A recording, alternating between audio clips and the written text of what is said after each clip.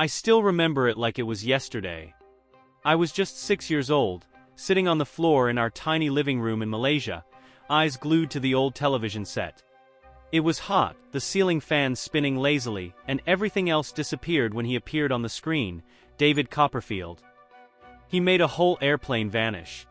Right in front of a live audience. And in that moment, my heart understood something that my mind didn't know how to explain yet. I didn't just admire it, I needed it. I wanted to make people believe in the impossible. That night after the show, I went to the mirror in my room. I grabbed one of my dad's ties, looped it awkwardly around my neck, and whispered, "Ladies and gentlemen, prepare to be amazed." That was the beginning of it all. But dreaming big when you come from a small place, it hurts. Growing up in a small Malaysian town, saying you wanted to be a magician wasn't just strange, it was absurd. Everyone else had practical dreams, doctors, engineers, bankers. And me? I was hiding a deck of cards under my bed like it was contraband. My family loved me, but they thought it was just a phase. "You'll grow out of it," they'd say. Every time someone laughed when I mentioned magic, I laughed along, just to hide the sting. But inside, a little piece of me kept dying. I started to wonder if I was completely delusional for believing I could ever be like David Copperfield. For years, I lived between who I was supposed to be and who I truly was. But even while I was hiding my dream from the world, I never stopped practicing. After school, while the other kids played soccer or watched TV, I locked myself in my room. 4 hours. I worked my fingers until they ached, drilling card tricks in front of the mirror until they looked effortless. I had no mentor. No magic school. Just a beat-up laptop, a few secondhand books, and an unstoppable desire. I studied videos of the greats like they were my personal teachers. I copied, I failed, I tried again. And little by little I started creating my own style. It was lonely. Frustrating. But it was also magic, because every tiny improvement made me believe a little more. Everything changed on my 20th birthday. Someone gave me a book as a gift, The Success Principles. At first I didn't think much of it. But one line stopped me cold: act as if. Act as if it's already true. As if your dream is already real. I must have read that sentence a dozen times. It felt like the universe was speaking directly to me. I realized I had only been dreaming, not living the dream. I had never truly felt it. So I made a decision. If I wanted to become Malaysia's greatest magician, then I had to start acting like him. Right now. Not someday. Now. It was like flipping a switch. The next day, I carried myself differently. I walked like a performer. Thought like one. I even talked to myself like I already had a Vegas residency. Most importantly, I felt it. I began to feel what it would be like to live that dream. I made a vision board. I pinned up photos of American theaters, big stages, velvet curtains.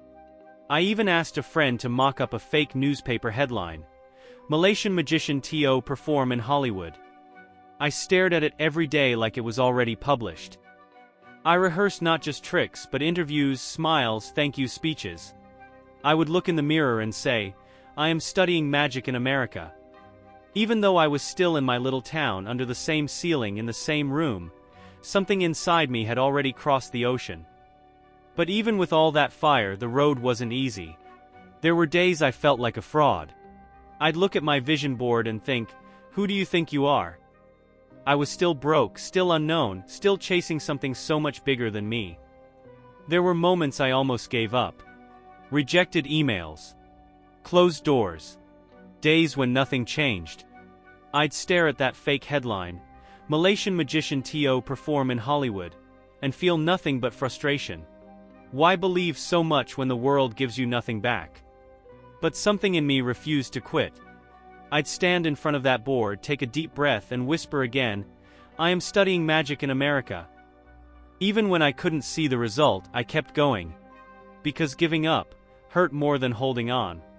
And then things started shifting. Little signs. Unexpected conversations. One day, I was invited to join a mastermind group, a space where people shared dreams and projects. That's where it happened. There was this Chinese businessman, quiet, observant. After one of the sessions, he pulled me aside and said, "You've got the eyes of someone who's already been on stage, even if the world hasn't seen it yet. I want to help you." Just like that, he offered to sponsor me. He was a complete stranger, saying he believed in me. I went home in shock. I stood in front of my vision board, staring at that headline I had made up. For the first time, it didn't feel fake anymore. It felt like a prophecy. With his help, the dream turned into a real plan. He paid for my flight, my classes, my stay, everything. Things I never could have afforded on my own. Months later, I was on a plane, my suitcase filled with decks of cards, my heart ready to burst. I looked out the window as my hometown grew smaller beneath me. For the first time, I felt big. But the real magic was still to come. A year later, while I was studying and doing small shows in the US, I got an email. It was from the Magic Castle in Hollywood, one of the most legendary venues in the world of magic. They had seen a video of mine. They wanted me to perform. I cried. Not because I was surprised, but because deep down I had already seen it. 1,000 times. I had lived it in my heart. And now it was here. The universe had responded.